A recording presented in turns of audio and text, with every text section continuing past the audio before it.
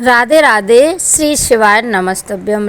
कैसे हैं आप सभी? आई होप सब ठीक होंगे। आज मैं आपको बताऊंगी 16 सोमवार की सरल पूजा विधि। 16 सोमवार व्रत कैसे किया जाते हैं, सावन में ये 16 सोमवार कब आरंभ कर सकते हैं, 16 सोमवार की पूजा किस प्रकार की जाती है, मंदिर में पूजा करना ज़्यादा अनिवार्य रहता है या आप घर पे भी ये पूजा कर सकते हैं, इसी के बारे में संपूर्ण वीडियो रहेगा।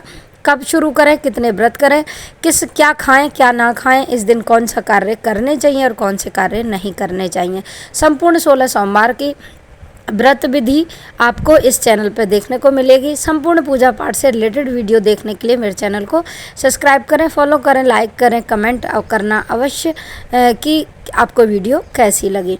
सबसे पहले मैं आपको बता दूं कि जैसा कि सावन चल रहा है और सावन में भगवान शिव की आराधना करना विशेष रूप से महत्वपूर्ण होता है। इस महीने में जितनी भी पूजा पाठ की जाती है वो सभी शिव जी के अनुरूप होती है। शिव जी को प्रसन्न करने के लिए हमें व्रत करने चाहिए। सोमवार के व्रत लोग सावन में करते हैं। सावन में इस बार 5 सोमवार पड़ रहे हैं। पाँचों सोमवार का व्रत आप विधि पूर्वक करें। भगवान भोलेनाथ को पंचामृत से स्नान अवश्य रूप से कराएं।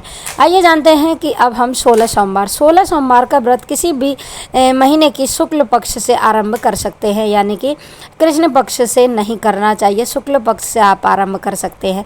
किसी भी सोमवार से ये व्रत आरंभ करिए। जिस सोमवार से आप 16 सोमवार की व्रत स्टार्ट कर रहे हैं उस महीने की या उस सोमवार से आप सुबह सवेरे स्नान आदि से संपन्न हो, शरीर से एकदम स्वस्थ होने चाहिए।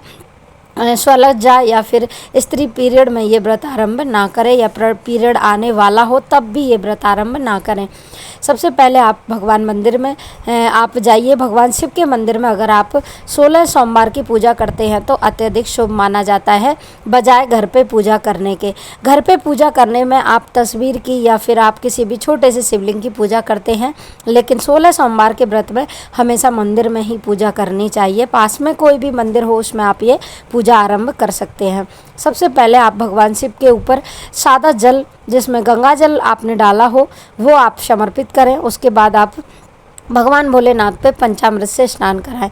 पंचामृत से स्नान करना भगवान शिव के लिए शिव पर बहुत ज़्यादा अच्छा शुभ फलदायी माना जाता है। सभी सुखों की प्राप्ति के लिए पंचामृत से स्नान कराना अनिवार्य है। उसके बाद आप भगवान शिव को सादा जल से स्नान कराएं। सादा जल से स्नान कराने के बाद सभी देवी देवताओं को स्नान कराएं, यानी कि नंदी जी को, कार्तिकेय जी को, गणेश जी को और माता गौरा को, सभी को स्नान कराने के बाद अगर आपके पास वस्त्र हैं तो भगवान को स्वच्छ वस्त्र पहनाएं। उसके बाद अगर वस्त्र नहीं है तो आप कलावा से भगवान शिव को वस्त्र रूपी कलावा आप समर्पित करके बोल दीजिए कि ओम वस्त्रम समर्पयामि। उसके बाद चंदन लगाइए। त्रिपुंड भगवान शिव को लगाया जाता है। भगवान शिव पे हल्दी और कुमकुम नहीं चढ़ाया जाता। अन्य सभी देवी देवताओं पर आप चढ़ा सकते हैं, लेकिन चंदन से भगवान शिव का अभिषेक करें, यानी कि आप चंदन से त्रिपुंड लगाएं।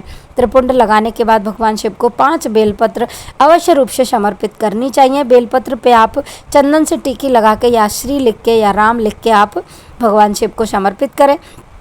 चिकने भाग की तरफ आपको भगवान शिव को ये समर्पित करनी है। इसकी डंडी अपनी तरफ होनी चाहिए।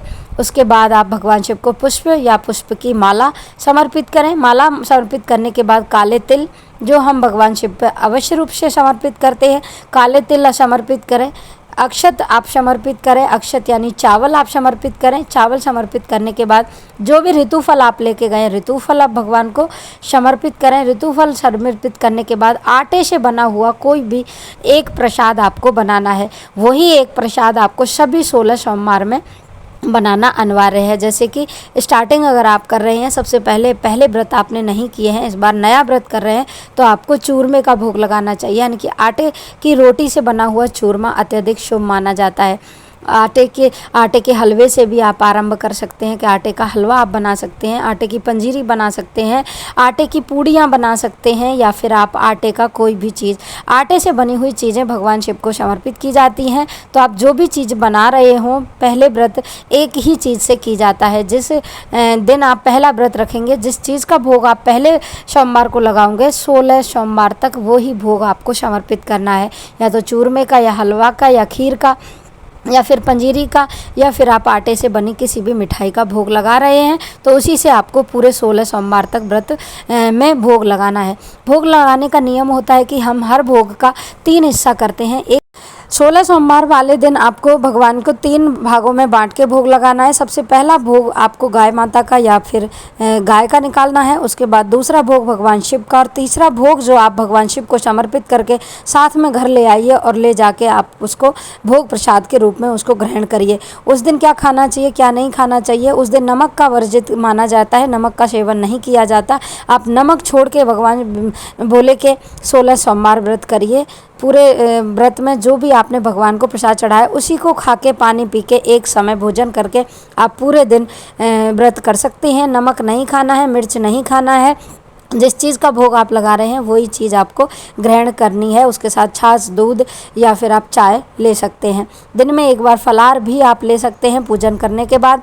शाम को दीपक से आप भगवान शिव की आरती, भगवान के मंदिर में दीपक प्रज्वलित करना और अपने घर की देहली पे दीपक प्रज्वलित करना ना भूलें। ये 16 सोमवार का एक विशेष विधान होता है। 16 सोमवार के व्रत की कथा पढ़ें, आरती करें और आरती करने के बाद भगवान का जो प्रसाद आपने चढ़ाया है वो अपने सभी परिवारजनों में या सगे संबंधियों में बांट के उसके बाद ही आपको ये व्रत खोलना है। 16 सोमवार व्रत करने के बाद आप किसी भी योग्य ब्राह्मण को जोड़ा समेत जिमा के, यानी घर पे आमंत्रित करके उन्हें जोड़ा से खाना खिला के, उन्हें वस्त्र और दक्षिणा दे के आप उन्हें विदा कर सकते हैं। इस प्रकार इसका उद्यापन किया जाता है। बहुत ही आसान सरल तरीके से 16 सोमवार की पूजा विधि मैंने आपको बताई। कोई भी कन्फ्यूजन अगर आपको है, आपको वीडियो में कुछ भी अच्छा ना लगा हो या फिर समझ में नहीं आया हो तो आप वीडियो कमेंट करके आप मुझे पूछ सकते हैं।